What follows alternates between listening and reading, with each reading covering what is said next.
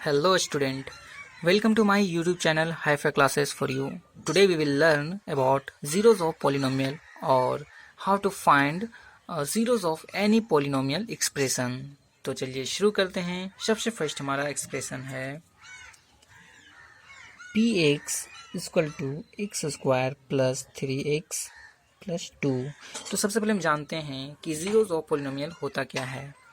तो वैसा नंबर जिसे हम x की जगह पे इस एक्सप्रेशन में हम बात करें तो कि वैसा वैल्यू जिसे हम x की जगह पे पुट करें तो ये जो एक्सप्रेशन है वो जीरो के बराबर हो जाए। ठीक है।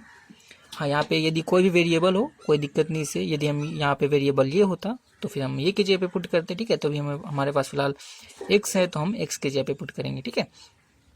तो वैसा नंबर जिसे हम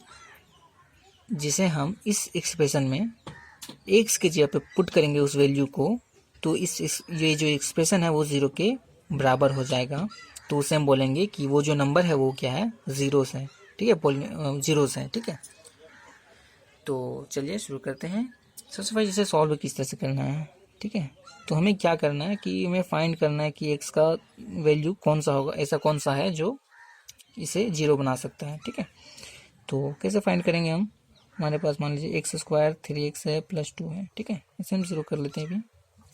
अब देखिए यहाँ पे हमारे पास 3 है, इसे हम किस तरह से सॉल्व करने में बहुत डिफिकल्ट हो रहा है। तो हमें क्या करना है, देखिए यहाँ पे हमारा कॉन्स्टेंट या फिर कोफिशिएंट क्या है, एक्स स्क्वायर का कोफिशिएंट हमारा क्या है 1 है।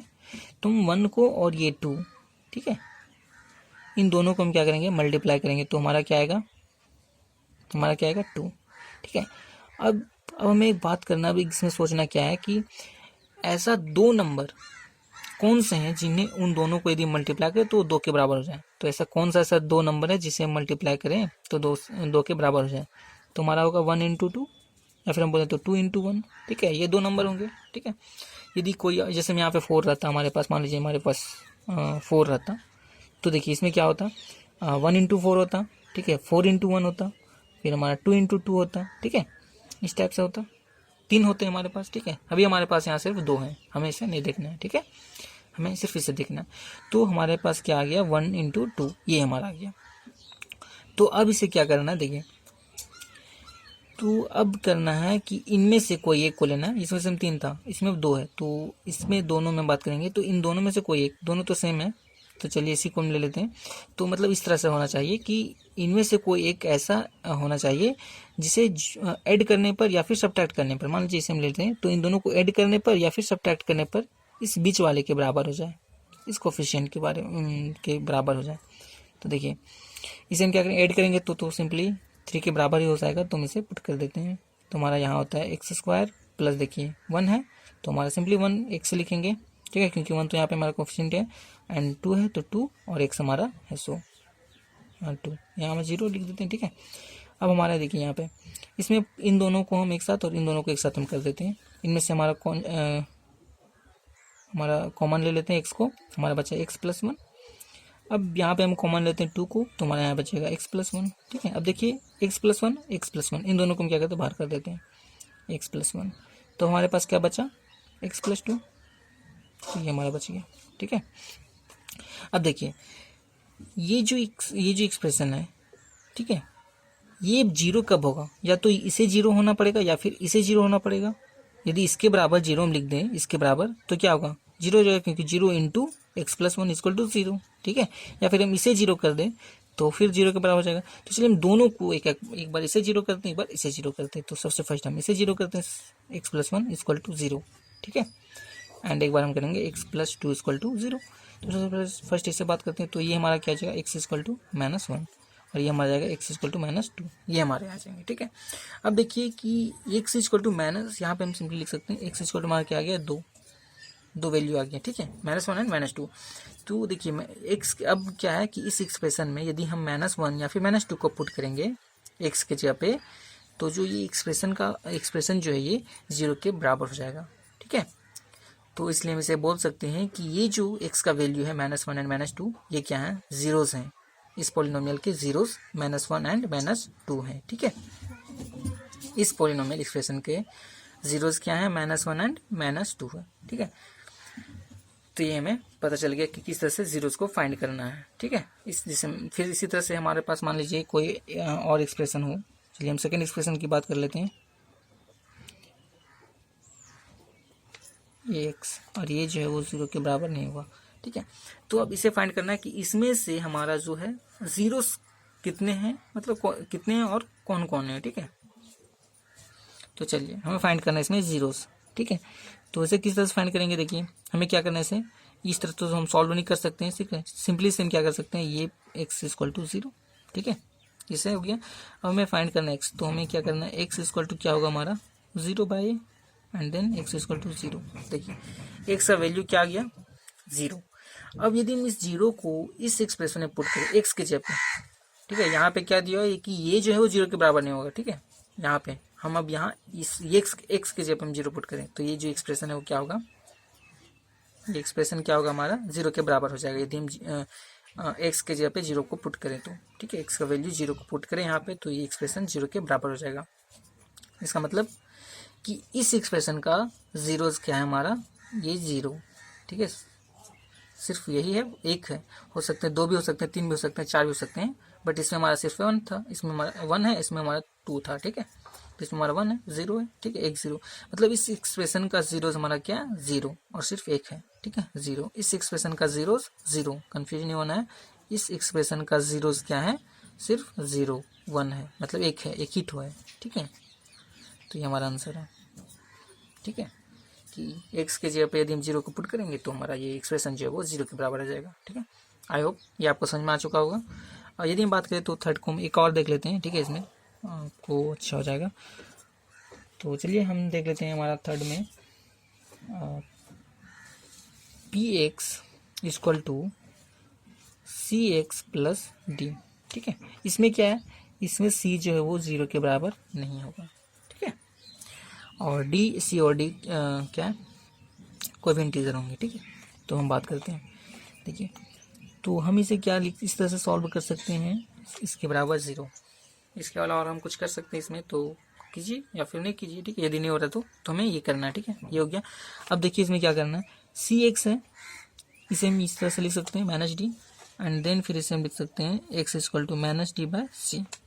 ठीक है, ये तो अब यदि हम इस एक्सप्रेशन में इस वैल्यू को पुट करेंगे एक्स के जगह पे तो ये जो एक्सप्रेशन है वो हमारा क्या हो जाएगा, जीरो के बराबर हो जाएगा। ठीक है, पुट करके आप देख लीजिए, सी है यहाँ पे minus D by C plus D, तो ये सी और सी कैंसिल, बचा यहाँ माइनस डी प्लस डी, तो ये क्या हो गया, कट के जीरो हो गया। ठीक है, मतलब क्या, यदि इस वैल्यू को हम यहाँ पे पुट करेंगे एक्स के जगह पे तो ये एक्सप्रेशन क्या हो जाएगा, जीरो के बराबर हो जाएगा। ठीक है, इसका मतलब क्या हुआ कि इस एक्सप्रेशन का जीरो क्या है हमारे पास, ये है माइनस डी बाय सी। इस एक्सप्रेशन का जीरोस क्या है हमारे पास, माइनस डी बाय सी। ठीक है, और सिर्फ एक ही ठो जीरोस हमारे पास है। ठीक है, तो हम जीरोस हमारे पास एक ही ठो है। ठीक है, आई होप ये आपको समझ में आ चुका होगा कि किसी भी एक्सप्रेशन को जीरोस किस तरह से निकालना, फाइंड करना है। अब हम बात करेंगे constant polynomial, zeros of constant polynomial. ठीक है, तो चलिए बात करते हैं। तो चलिए अब हम बात करते हैं जीरोस ऑफ कांस्टेंट पॉलिनोमियल। ठीक है, मतलब किसी भी कांस्टेंट पॉलिनोमियल का जीरोस क्या होंगे। ठीक है, तो हम इसके पहले वाले लेक्चर में हम पढ़ चुके थे कांस्टेंट पॉलिनोमियल क्या होते हैं। ठीक है, तो इसमें हम कांस्टेंट पॉलिनोमियल को, कुछ कांस्टेंट पॉलिनोमियल को लिख लेते हैं। जैसे मान लीजिए हमारा 6 है। ठीक है, -5 लिख सकते हैं, स्क्वायर ऑफ 3 लिख सकते हैं, फिर यहाँ लिख सकते हैं 2.3। ठीक है, ये सारे हम इसे इस तरह से लिख सकते हैं, एक्स के पावर 0, इसमें भी x power 0, x power 0 and x power 0, ये लिख सकते हैं। ठीक है, अब हमें फाइंड करना है कि ऐसा कौन सा वैल्यू होगा जो हमें एक्स के जगह पे, जिसे हम पुट करेंगे उस वैल्यू को यदि हम एक्स के जगह पे पुट करेंगे तो ये जो एक्सप्रेशन है वो 0 के बराबर हो जाएगा। ठीक है, तो हमें एक्स का वैल्यू फाइंड करना है जिसे हम पुट करने पर इस एक्सप्रेशन में यदि हम पुट करेंगे तो ये एक्सप्रेशन 0 के बराबर हो जाएगा।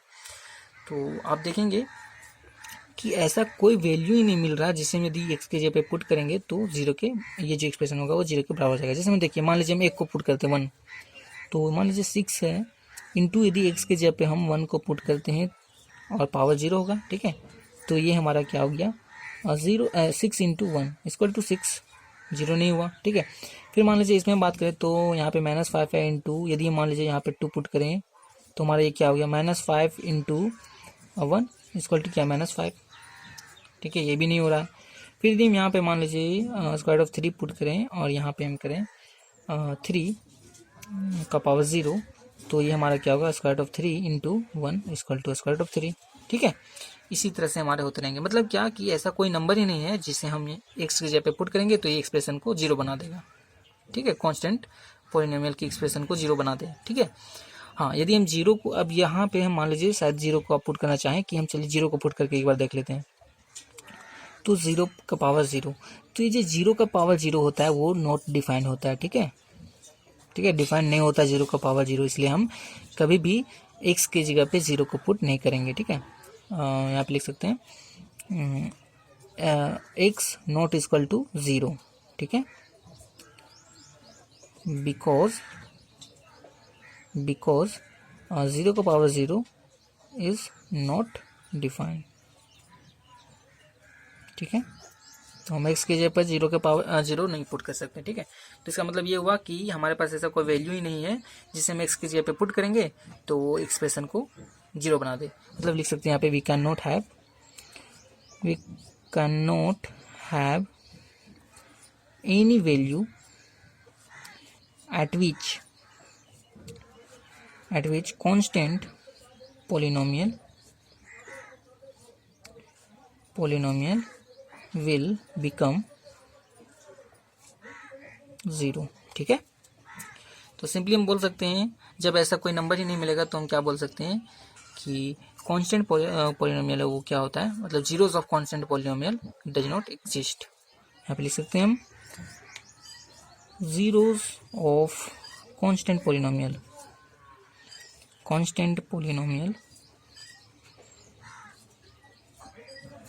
does not exist। ठीक है, आई होप ये आपको समझ में आ चुका होगा। अब हम बात करते हैं जीरोस ऑफ जीरो पोलिनोमियल।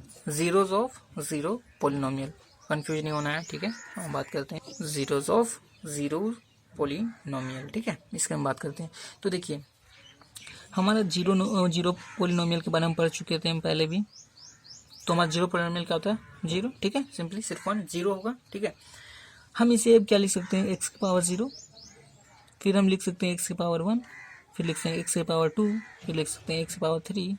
ठीक है, ऐसे सॉन्ग लिख सकते हैं। ठीक है, तो अब हमें फाइंड करना है कि ऐसा कौन सा नंबर होगा, ठीक है, जिससे हम यदि x की जगह पुट करेंगे तो ये एक्सप्रेशन 0 होगा। ठीक है, ऐसा कोई वैल्यू होगा हमारे पास, ऐसा कौन सा वैल्यू है जिसे हम x की जगह पे पुट करेंगे उस वैल्यू को तो एक्सप्रेशन को 0 बना दे। तो देखिए इसे हम पुट करना चाहें तो देखिए यदि हम कोई भी वैल्यू को पुट करें, जैसे मान लीजिए 1 को पुट करते हैं तो हमारा क्या होगा, 0 इंटू 1 इक्वल टू 0। मतलब कोई भी वैल्यू को हम इसमें पुट करेंगे तो वो क्या होगा, 0 के बराबर ही होगा। फिर मान लीजिए इसमें पुट करना चाहें तो 0 इंटू 2 का पावर 0, तो हमारा होगा 0 इंटू 1, फिर भी सेम होगा। ठीक है, फिर इसमें हम करना चाहें तो सॉरी यहाँ पे था पावर हमारा क्या था, 1 था ना, तो चलिए 1 को लिखते हैं। हमारे जब यहाँ पे 3 पुट करना चाहें, ठीक है, पावर हमारे पास क्या है 2। ठीक है, तो 0 इंटू क्या होगा हमारा 9 इक्वल टू 0। किसी को भी हम लिखना चाहें तो क्या होगा, 0 ही होगा, किसी भी वैल्यू को हम बैठाएंगे तो। ठीक है, फिर यहाँ पे हम देखें तो मान लीजिए यहाँ पे हम यहाँ पे 3 को ले लेते हैं तो 0 इंटू 27 इक्वल टू क्या 0। ठीक है, मतलब सिंपली क्या हो रहा है कि x की जगह पे हम कोई भी वैल्यू को पुट करेंगे तो वो 0 के बराबर ही आएगा। ठीक है, तो मतलब क्या होगा, 0 पोलिनोमियल का जीरोस क्या होंगे, मेनी होंगे, मतलब इनफाइनाइट होंगे। ठीक है, बहुत सारे नंबर होंगे, बहुत सारे ऐसे वैल्यू हैं जो एक्स जिसे हम एक्स की जगह पे पुट करेंगे तो वो 0 उस एक्सप्रेशन को 0 बना देगा। तो मतलब जीरो पोलिनोमियल का 0 जो है वो इनफाइनाइट है। ठीक है, 0 का पावर 0 क्या है, नॉट डिफाइंड। आपको हम पहले भी बात कर चुके हैं कि 0 का पावर 0 नॉट डिफाइंड, मतलब क्या, इज नॉट डिफाइंड। ठीक है, हमें क्या करना है, एक्स के जगह पे 0 पुट नहीं करना है। ठीक है, यहाँ पे हम फिर से लिख दिए।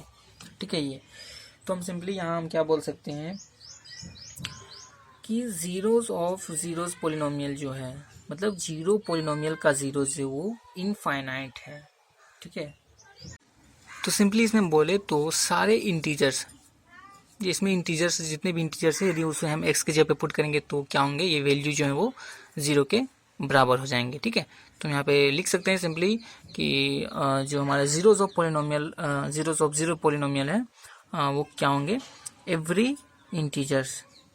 तो आई होप ये वीडियो आपको पसंद आया होगा और समझ में भी आया होगा। यदि ये वीडियो अच्छा लगा तो इस वीडियो को लाइक करें, साथ ही हमारे चैनल को सब्सक्राइब करें। तो चलिए मिलते हैं नेक्स्ट वीडियो में नए टॉपिक के साथ, तब तक के लिए थैंक यू।